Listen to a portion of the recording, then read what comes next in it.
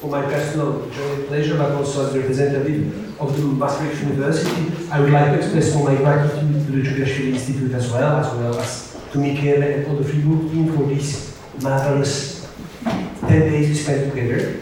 And I would like also to express a particular gratitude for the lunch, which was delicious and we enjoyed all.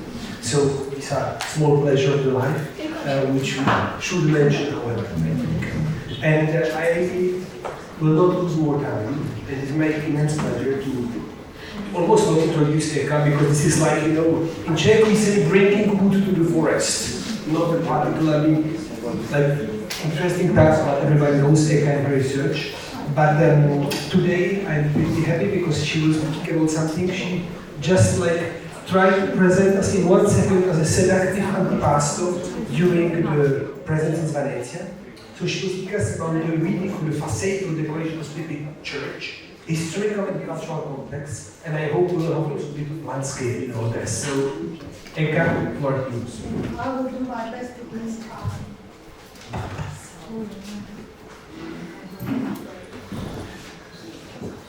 Thank you.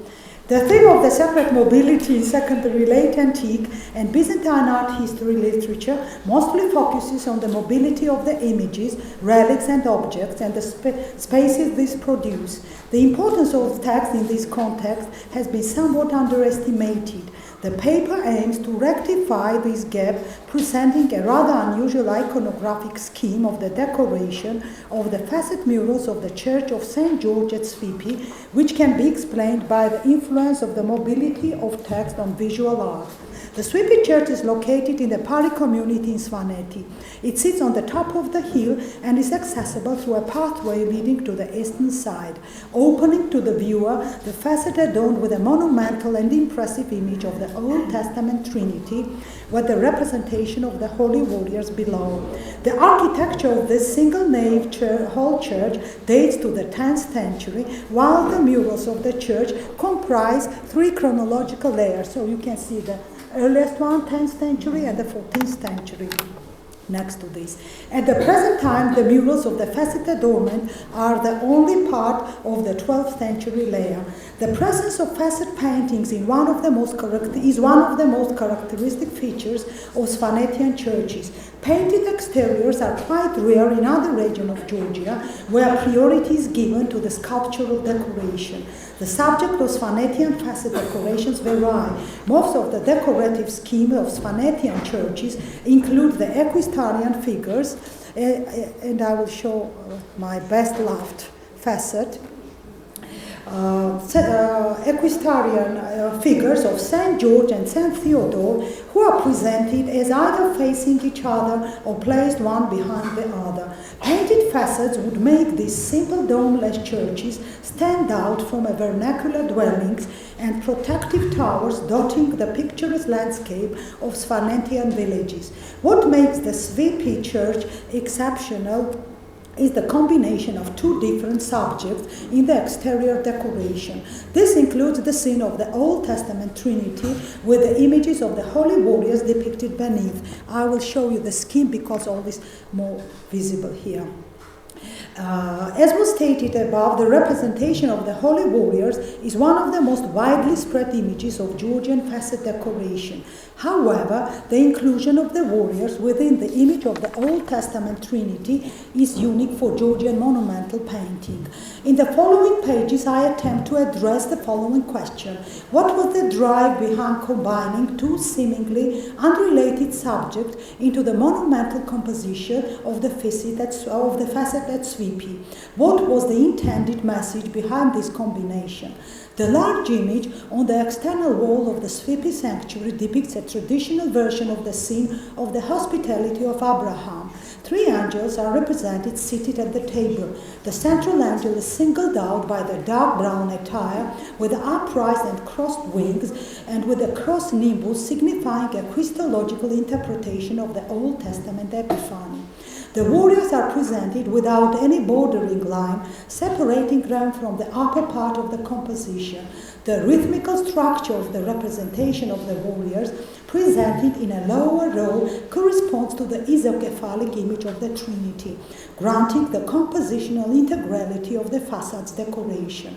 Natela Aladashvili and Aleni Volskaya underline the fact that the image of the warriors is on a much larger scale than that of the Trinity, explaining this choice by the special cult of the warriors in Georgia and especially in the mountainous region of Svipi. The warriors are identified in the purely presented inscriptions. Among them, Saint Demetrius of Thessaloniki occupies a dominant place. He is presented frontally in the center of the group and is flanked by two mounted warrior saints, Saint George and Theodore. The large figure of Demetrius, with the upright sword in his hand and huge circular shield behind him, attracts very special attention in the group.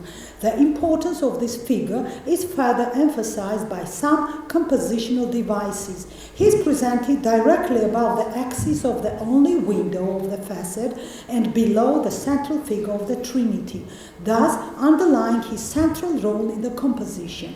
Such a prominence of Saint Demetrius in the church, in the murals of the church dedicated to Saint George, appears rather unusual. This choice is especially surprising in Svipi, where the cult of Saint George appears to be a central part of Svanetian worship. At a first glance, the iconographic problem of the Svipi facade can be explained by the special cult of Saint Demetrius in the Christian world, and especially by the cultic characteristics of the saint. Alongside his military qualities, Saint Demetrius the Miroblite was considered to be a teacher of the faith, an intercessor, and a miracle worker. Especially potent were his spiritual powers as a mediator and intercessor between mankind and God. The widow of the saint also ascribes him a special talent for preaching. He is defined as a preacher of the gospel and the mystery of the Trinity. His troparion calls the saint the evangelist of the Trinity. This is the context that can only partially explain the unusual image of the Svipi facade.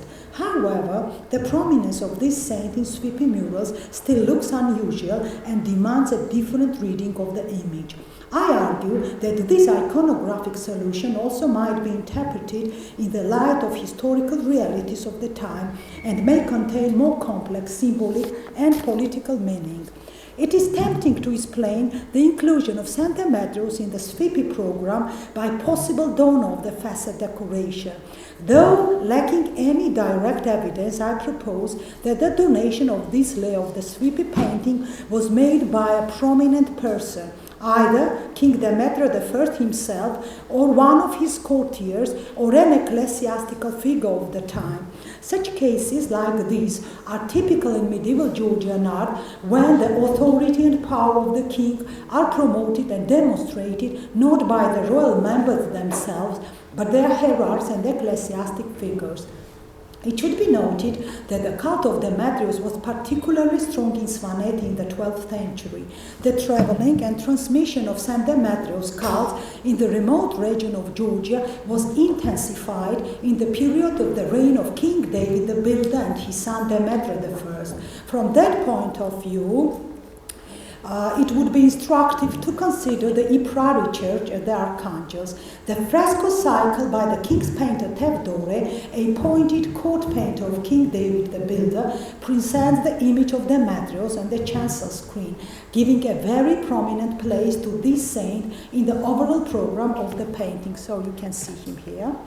Asmata Kropiridze explained this choice by the fact that Saint Demetrius was the namesake of King David's son Demetre. Prince Demetre was nearly 3 years old at that time, and consequently Saint Demetrius appears here to hold the status of patron saint of the hair.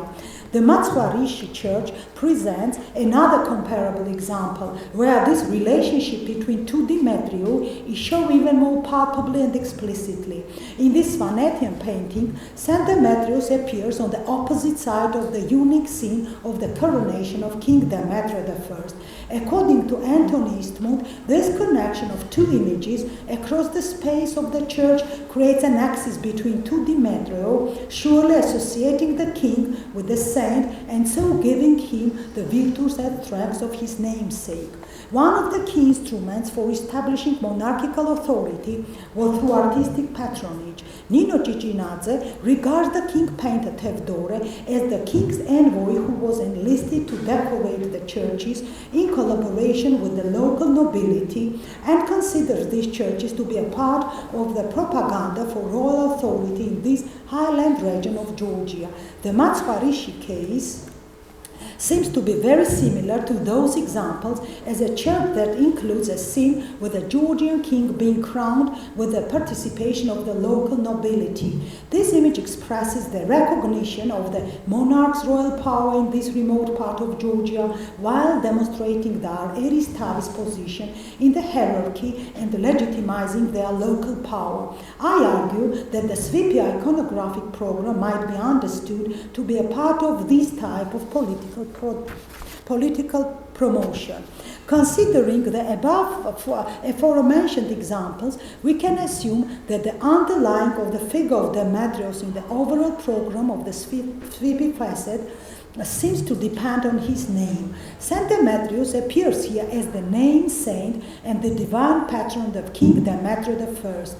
The highest quality of the painting and the time of its production in turn support this suggestion. On the basis of stylistic as well as iconographic analysis, Natella Aladashvili and Aneli Volska date its execution to the first half of the 12th century, which corresponds to my assumption. Indirect evidence of the special patronage is found in Svipi thanks to the large metalwork icon of the patron of the church. The silver gilded icon of St. George, labeled as St. George of Svipi, is the most precious object of the richest treasury of the Svipi Church. The size of the icon and its artistic quality evidence its special importance. It is noticeable that the frame of the icon shows a striking iconographic similarity to one of the most revered icons of of Georgia, Chachuli icon of Mother of God, whose elaborate frame was made on the order of King David the Builder and his son Demetre. The floral decoration, I would like to show you the comparison. So it will do it itself. The floral decoration of Palladium of Georgia with its interlacing of foliated circles and rhythmical inclusions of the semispheric rosettes triggers an immediate association with the adornment of the Svipi icon. The similarity between the two icons was already, so you can see here the Svipi one and the fragment of the Chachuli icon. The similarity between two icons was already pointed out by Eka while Rusudan Enya characterizes the Svipi icon as the closest stylistic and iconographic parallel to Chachuli icon, even regarded the icon of Svipi being an imitation of the Palladium of the Georgian kingdom. It is clear that the central part of the icon with the vast image of the patron saint belongs to a later period. Eka dates this part of the icon to the end of the 14th century. The inscription below the image states the name of the renovator of the icon, a local man by the name of Ivane Atariani, but not of the original donor.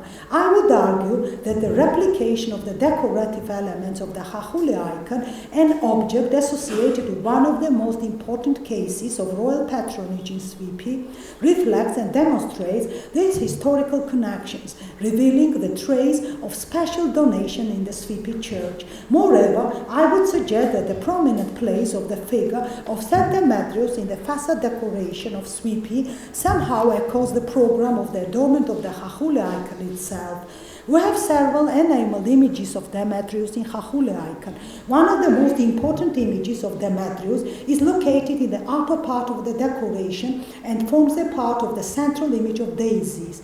The saint is displayed next to the image of Saint John the Baptist, as if comprising the part of the supplication scene showing special ties between Saint Demetrius and his namesake king. The program of Chachuli triptych contains two further images of the Thessalonian saint. Leila Khuskivadze relates all these images to the actual donator of the Chachuli triptych, Demeter I, and emphasizes the fact that they are related to the special importance of the Virgin's image, thus connecting the image of Demetrius to the supplication theme. I posit that this iconographic solution of the Chachuli icon that shows Saint Demetrius as the King Demetrius' patron saint and mediator before Christ and Virgin can be contextually related to the Svipi murals, where Saint Demetrius appears mediating before the Old Testament Trinity. The Svipi Church is distinctive with a treasury containing precious icons and several very impressive pre-altar crosses. Among them, a cross that was donated to the church by the village community attracts special importance. It presents the traditional theme of the daisies flanked by the angels and the saints of various categories. The sequence of the warriors is noticeable here. The row of the warriors is opened by the image of Saint George, followed by Saint Demetrius instead of Saint Theodore, who is traditionally paired with Saint George in Georgian art, thus changing a firmly established arrangement. I suppose that this iconographic solution might be inspired by the church façade decoration, attesting to the saint's special importance in the overall project of the time. Indeed, it replicates the central position of Saint Demetrius between the two most venerated saints in Georgia, Saint George and Saint Theodore. The unique subject matter of the facade scene, the Old Testament Trinity and the representation of the holy warriors as an integral part of the scene, can also be explained through the influence of the specific written text, namely the famous homilies dedicated to Saint Demetrius, composed by one of the most prominent Byzantine emperors, Leon VI, also known as Leon the Wise. It is well known that Saint Demetrius took a new role in the imperial court in the Macedonian dynasty. Emperor Leon VI showed a keen interest in Saint Demetrius. In fact, Leon was the first ruler to transfer the patronage of Saint Demetrius from Thessaloniki to the capital of the empire. He sponsored the construction of a palace church in his honor and wrote the homilies dedicated to the saint. The earliest and the lengthiest of Leon's homily on Saint Demetrius was the 17th homily, an encomium based on Passion Altera. Generally, the homily follows the plot of its source, describing the vita of Saint Demetrius in detail, though including several embellishments, such as the episode of the Old Testament story of the Epiphany to Abraham. The episode revolves around two focal themes of the life of the Old Testament patriarch: the promised land and posterity, focusing on the idea of the new Israel coming out from the Abrahamic phase and his righteous heirs. Byzantine rulership was regularly cast in Old Testament terms, emphasizing the position of the emperor as the head of the chosen people. The relationship between the Christian kingship and that of the Old Testament kings was set from the very beginning of the empire history, though the epoch of Macedonian dynasty played a crucial role in promoting the Old Testament's political and religious metaphor. It is well known that in the emperor's political image, the connections of the ruling house to the biblical King David and Solomon occupied special importance. This historical example dominates all genres of literature and can be considered the most popular image archetype of the ruler in Byzantium. There were some other historical models on which symbolic images of the Byzantine emperors were based. Among others, Moses, Prophet Elia, Melchizedek were especially popular. Clearly, the selection of models was determined by the context of their use, but most important motivation behind these references to the biblical concept of royal imagery was to show the idea of New Israel as embodied in Byzantium. This token became one of the most important tools in the re-establishment of Byzantium's leading position in the Christian world following the triumph of Orthodoxy. This was a part of the project in which the Macedonian emperors portrayed themselves as the God-sent righteous kings and the rulers of New Israel, adopting a concept of the empire grounded in the biblical national paradigm. These ideas were directly reflected in the homilies of the emperor, where Leo's view of his role as the spiritual leader of the empire is evident. Theodora Antonopoulou observes that the epilogues of the hymns always call for God's protection on the chosen emperor and his people, and that the emperor conceives himself as responsible for the people's spiritual guidance. I posit that the inclusion of the Old Testament patriarch in Leo's homily echoes in its turn the policy of the Macedonian dynasty. The short narration recalling Abraham's story is well suited to the notion of the Byzantines being God's flock and the house of Jacob. To return to Georgia, if one tries to interpret the iconographic peculiarity of the program through the influence of this Pacific text, it is important to ask whether the text was known in country.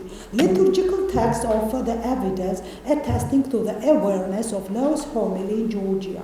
One of these texts is the Menologium of St. George the Athonid, a service book written in the mid-11th century.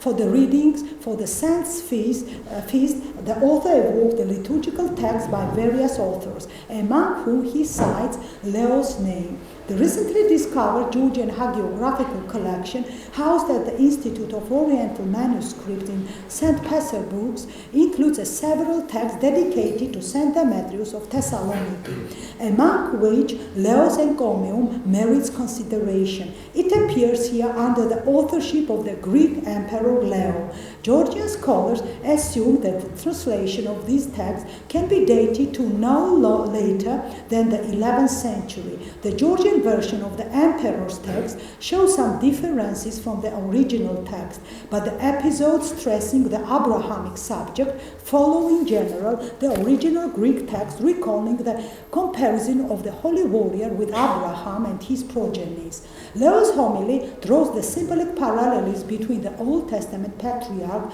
comprising Saint Demetrius to Abraham, whose exile is taken as a metaphor for the ascetic life of the holy martyr.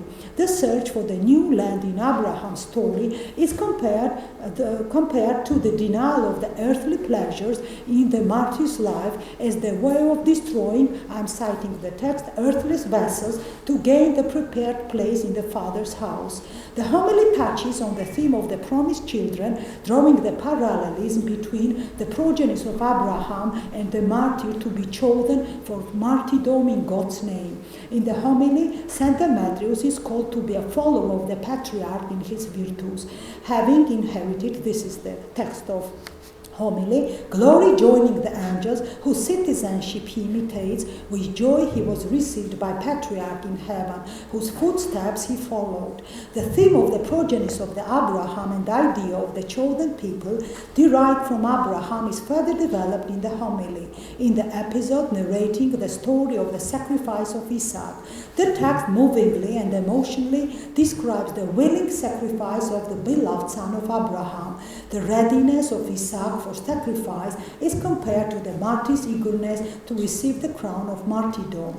The story of the sons of Abraham is further reflected in Jacob's history. The text describes Jacob's vision, interpreting the ladder of the vision as the bridge joining heaven and earth. In accordance with the patristic tradition, the ladder is just opposed to the blood of the martyr, who does not need to see the symbols and prefigurations anymore. Homily 18 is more shorter than 17th, and it differs in its context, mostly focusing on the theme of the heavenly feast where the blessed are received.